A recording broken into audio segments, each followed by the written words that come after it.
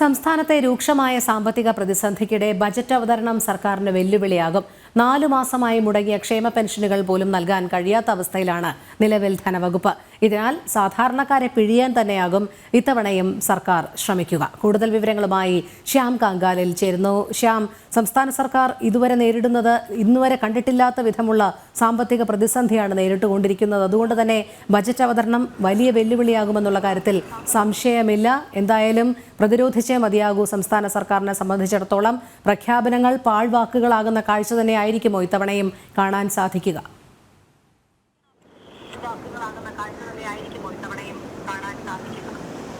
തീർച്ചയായും രോഹിണി, സംസ്ഥാനം വലിയ സാമ്പത്തിക പ്രതിസന്ധിയിലൂടെ കടന്നു പോകുന്നതിനിടെയാണ് അടുത്ത ബജറ്റ് സമ്മേളനം എത്തുന്നത്. ഇന്ന് ഈ 25-ാം തീയതി, അതായത് ജനുവരി 25-ന് ആരംഭിക്കുന്ന നിയമസഭാ സമ്മേളനത്തിന് ശേഷം ഫെബ്രുവരി 5-നാണ് ഇത്തവണത്തെ ബജറ്റ് സമ്മേളനം നടക്കുക. വലിയ പ്രതീക്ഷയിലാണ് ജനങ്ങളെങ്കിൽ പോലും ഈ നിലവിലെ സാമ്പത്തിക പ്രതിസന്ധിയുള്ള സാഹചര്യത്തിൽ വലിയ ഒരു പ്രഹരം തന്നെയാകും സാധാരണക്കാർക്ക് മേലുണ്ടാവുക എന്നുള്ളതാണ് നമുക്ക് മനസ്സിലാകുന്നത്. എന്തായാലും നിലവിൽ സംസ്ഥാനത്ത് വലിയൊരു സാമ്പത്തിക പ്രതിസന്ധി നിലനിൽക്കുന്ന പശ്ചാത്തലത്തിൽ ഈ ബജറ്റിനെ വലിയ ആകാംക്ഷയോടെ തന്നെയാണ് പൊതുജനം നോക്കിക്കാണുന്നത്. എന്തായാലും നിലവിൽ അങ്ങനെ ഒരു പ്രതിസന്ധി സംസ്ഥാനത്ത് ഇല്ല എന്ന് സംസ്ഥാന സർക്കാർ ആവർത്തിക്കുമ്പോഴും സംസ്ഥാനത്തെ ധനപ്രതിസന്ധി ചൂണ്ടിക്കാണിക്കുന്ന തരത്തിൽ സംസ്ഥാനം ഓവർ ഡ്രാഫ്റ്റിലേക്ക് കടക്കുന്ന നടപടികളിലേക്ക് പോകുന്നു. ഒപ്പം തന്നെ സംസ്ഥാനത്ത് സാമൂഹ്യ ക്ഷേമ പെൻഷനുകളടക്കം 4 മാസക്കാലമായി മുടങ്ങുന്നൊരു സാഹചര്യമുണ്ട്. എന്തായാലും വലിയ ഒരു സാമ്പത്തിക ബുദ്ധിമുട്ട് സംസ്ഥാനത്തുണ്ട് എന്നതിൻ്റെ ഏറ്റവും വലിയ ഉദാഹരണം തന്നെയാണ് സംസ്ഥാനത്തെ ട്രഷറികളിൽ ഏർപ്പെടുത്തിയ നിയന്ത്രണവും ഒപ്പം തന്നെ സംസ്ഥാനം ഡ്രാഫ്റ്റിലേക്ക് മാറുന്ന ഒരു കാഴ്ചയുമൊക്കെ തന്നെ, ഓവർ ഡ്രാഫ്റ്റിലേക്ക് പോകുന്ന ഒരു കാഴ്ചയൊക്കെ തന്നെ അതിൻ്റെ ഒരു പ്രതിഫലനം തന്നെയാണ് എന്ന് വേണം നമുക്ക് മനസ്സിലാക്കാൻ. എന്തായാലും സംസ്ഥാനത്ത് വലിയ ഒരു സാമ്പത്തിക ബുദ്ധിമുട്ട്, സാമ്പത്തിക പ്രതിസന്ധി നേരിടുന്ന പശ്ചാത്തലത്തിലാണ് വീണ്ടും അടുത്തൊരു ബജറ്റ് സമ്മേളനം എത്തുന്നത്.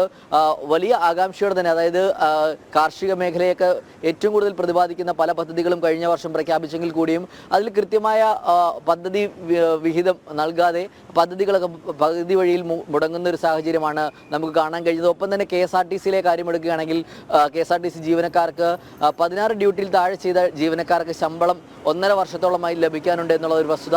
ഒപ്പം തന്നെ DA കുടിശ്ശികയും പെൻഷൻ കുടിശ്ശികയും അടക്കമുള്ള ആനുകൂല്യങ്ങൾ ഇപ്പോഴും സർക്കാർ അവർക്ക് നൽകാനുണ്ട് എന്നത് സംസ്ഥാനത്തെ സാമ്പത്തിക പ്രതിസന്ധി ചൂണ്ടിക്കാണിക്കുന്ന മറ്റൊരു ഘടകം കൂടിയാണ്. എന്തായാലും സംസ്ഥാനത്ത് ഇത്തരത്തിൽ വലിയ ഒരു സാമ്പത്തിക ഞെരുക്കം നിലനിൽക്കുന്ന പശ്ചാത്തലത്തിൽ വരുന്ന ഒരു ബജറ്റ് അത് ഏത് വിധത്തിലാകുമെന്നുള്ളതാണ് ഏറ്റവും ശ്രദ്ധേയമായി തന്നെ നോക്കിക്കാണുന്നത്. നിലവിലെ സാഹചര്യം വലിയ ഒരു അപകടാവസ്ഥയിലാണ് എന്നുള്ള കാര്യമാണ്. സംസ്ഥാനത്തെ സാമ്പത്തിക നില വലിയ ഒരു അപകടാവസ്ഥയിൽ കൂടിയാണ് കടന്നു പോകുന്നത് എന്നത് ധനവകുപ്പ് തന്നെ സമ്മതിക്കുന്നുണ്ട്. ഈ സാഹചര്യത്തിൽ ഏത് വിധേനയാകും ഈ സാധാരണക്കാരായ ജനങ്ങൾക്ക് മേൽ പ്രഹരമേൽപ്പിച്ചുകൊണ്ടാകുമോ ഇത്തവണത്തെ ബജറ്റ് അവതരണം എന്നതാണ് ഏറ്റവും ശ്രദ്ധേയമായ ചോദ്യം ഉയരുന്നത്. എന്തായാലും നിലവിലെ സാഹചര്യത്തിൽ അങ്ങനെ ഒരു സാമ്പത്തിക ഞെരുക്കം കേന്ദ്ര സർക്കാരിൻ്റെ നയം കൊണ്ട് മാത്രമാണ് എന്നാണ് സംസ്ഥാന സർക്കാർ വ്യക്തമാക്കുന്നത്. ഈ പശ്ചാത്തലത്തിൽ പോലും സംസ്ഥാന നേതാക്കളുടെ ആരോപണം, മന്ത്രിമാരുടെ, മുഖ്യമന്ത്രിയുടെ അടക്കമുള്ള ആരോപണത്തിൽ വ്യക്തമായ മറുപടിയുമായി തന്നെ കേന്ദ്ര ധനമന്ത്രി നിർമ്മല സീതാരാമൻ അടക്കമുള്ളവർ രംഗത്ത് വന്നിരുന്നു.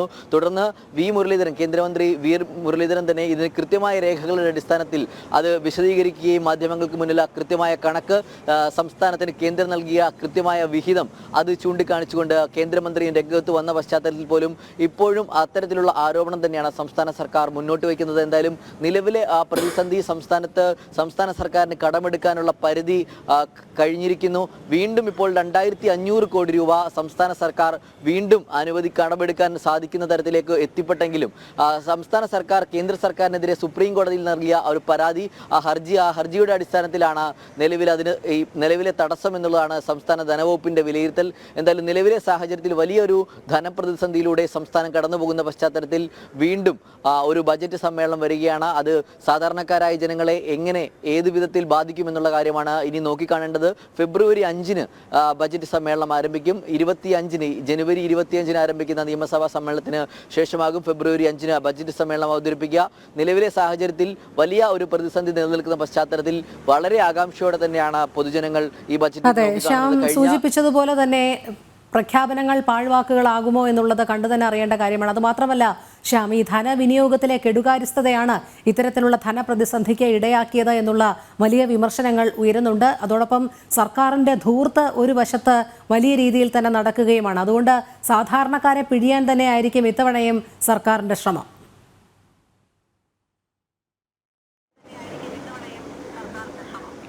തീർച്ചയായും രോഹിണി, സാധാരണക്കാരുടെ മേൽ ഒരു പ്രഹരമേൽപ്പിച്ചുകൊണ്ട് തന്നെയാകും ഇത്തവണയും ബഡ്ജറ്റ് അവതരണം നടക്കുക എന്നാണ് നമുക്ക് ലക്ഷ്യം നമ്മളും കരുതുന്നത്. കാരണം കഴിഞ്ഞ ബഡ്ജറ്റിൽ സംസ്ഥാന സർക്കാർ പ്രഖ്യാപിച്ച, ഞാൻ മുൻപ് സൂചിപ്പിച്ചതുപോലെ തന്നെ കഴിഞ്ഞ ബഡ്ജറ്റിൽ പ്രഖ്യാപിച്ച ഈ 2 രൂപ അധിക ഇന്ധനത്തിന് ഏർപ്പെടുത്തിയ അധിക നികുതി, സെസ്സായിട്ട് ഏർപ്പെടുത്തിയ അധിക നികുതി അത് പിൻവലിക്കുമെന്നൊക്കെ ആദ്യഘട്ടത്തിൽ ചില ആരോപണങ്ങൾ, ആവശ്യങ്ങളും ഒക്കെ ഉയർന്ന പശ്ചാത്തലത്തിൽ കൂടിയും അതിനെ നിരാകരിച്ചുകൊണ്ട് സർക്കാർ പ്രഖ്യാപിച്ചത് ഇങ്ങനെയാണ്: ഈ അധികമായി ഏർപ്പെടുത്തിയ ഇന്ധന നികുതി അത് സംസ്ഥാനത്തെ സാധാരണക്കാരായ പാവപ്പെട്ട ആളുകളുടെ സാമൂഹ്യക്ഷേമ പെൻഷനുകൾ മുടങ്ങാതെ കൃത്യമായി നൽകുന്നതിന് വേണ്ടിയിട്ടാണ് ഈ തുക, അതായത് ഇന്ധനത്തിൻ്റെ മേൽ പിരിക്കുന്ന അധിക നികുതിയായി 2 രൂപ, 1 ലിറ്ററിന് 2 രൂപ അധികമായി പിരിക്കുന്ന തുക ഉപയോഗിക്കുക ഈ സാമൂഹ്യക്ഷേമ പെൻഷനുകളിലെ വിതരണം സുഗമമായി നടത്തുന്നതിന് വേണ്ടിയിട്ടാണ് എന്നുള്ളതാണ് അന്ന് സർക്കാർ വ്യക്തമാക്കിയത്. എന്നാൽ നിലവിലെ സാഹചര്യം നോക്കുകയാണെങ്കിൽ 4 മാസത്തോളമായി സംസ്ഥാനത്ത് സാമൂഹ്യക്ഷേമ പെൻഷൻ മുടങ്ങിയ ഒരു സാഹചര്യമാണ്. മുൻ മാസങ്ങളിൽ അത് 6 മാസത്തോളമായി മുടങ്ങിയ സാഹചര്യം ഉണ്ടായിരുന്നു. എന്തായാലും നിലവിലെ സാഹചര്യത്തിൽ വലിയ ഒരു പ്രതിസന്ധി നിലനിൽക്കുന്ന പശ്ചാത്തലം തന്നെയാണ് എന്നാണ് ധനവകുപ്പിൻ്റെ ഓരോ നിലപാടിൽ നിന്നും നടപടിയിൽ നിന്നും നമുക്ക് വ്യക്തമാകുന്നത്. ട്രഷറി നിയന്ത്രണവും ഒപ്പം തന്നെ സാമൂഹ്യക്ഷേമ പെൻഷൻ അടക്കമുള്ളവ മുടങ്ങുന്നൊരു സാഹചര്യം എങ്ങനെ നോക്കിയാലും സമസ്ത മേഖലയെയും വലിയ രീതിയിൽ ഈ സാമ്പത്തിക പ്രതിസന്ധി ബാധിച്ചു എന്നുള്ളതിൻ്റെ ഏറ്റവും വലിയ ഉദാഹരണം തന്നെയാണ് നമ്മൾ മുന്നോട്ട് വയ്ക്കുന്ന ഓരോ വാർത്തയും. എന്തായാലും നിലവിലെ സാഹചര്യത്തിൽ വലിയ സാമ്പത്തിക പ്രതിസന്ധിക്കിടെയുള്ള ഈ ഒരു ബജറ്റ് അവതരണം അത് വളരെ ആകാംക്ഷയോടെ തന്നെയാണ് പൊതുജനം നോക്കിക്കാണുന്നത്. അതോടൊപ്പം തന്നെ അവർക്ക് വലിയ ആശങ്കയുമുണ്ട്. കാരണം അവർക്കുമേൽ ഏതെങ്കിലും തരത്തിൽ പ്രഹരമേൽപ്പിച്ചുകൊണ്ടാണോ ഇത്തരത്തിൽ ഒരു ബജറ്റ് അവതരണം നടക്കുക എന്നുള്ളത് ഏറ്റവും ശ്രദ്ധേയമായ കാര്യമാണ്.